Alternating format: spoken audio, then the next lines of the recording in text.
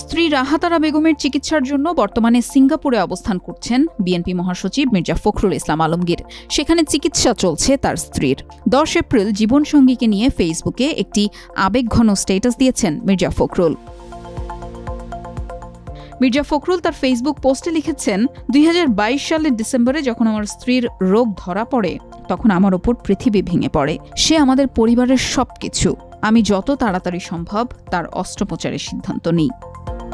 তার অস্ত্রোপচারের ঠিক আগের দিন ভোর 3টায় আওয়ামী পুলিশ আমাকে আমার বাড়ি থেকে নিয়ে যায়। আমার মেয়ে ছুটে গেল ঢাকায়।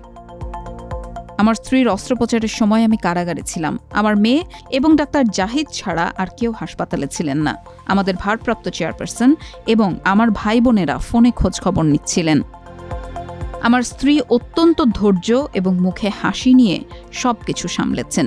কেবল তার কঠিন চিকিৎসার বছরগুলোই নয়, প্রায় 50 বছর ধরে আমরা পারিবারিকভাবে যে চ্যালেঞ্জগুলোর মুখোমুখি হয়েছি তাও সহ্য করেছেন। আলহামদুলিল্লাহ, আজ সিঙ্গাপুরে তার ডাক্তার বলেছেন যে এখন পর্যন্ত সবকিছু ঠিকঠাক হচ্ছে, তবে আমাদের 6 মাসের মধ্যে আবার এখানে ফিরে আসতে হবে। আপনার দোয়া এবং শুভকামনার জন্য আমি কৃতজ্ঞ। উন্নত চিকিৎসার জন্য গত 6 এপ্রিল স্ত্রীকে নিয়ে সিঙ্গাপুরের উদ্দেশ্যে ঢাকা ত্যাগ করেন বিএনপি মহাসচিব মির্জা ফখরুল ইসলাম আলমগীর।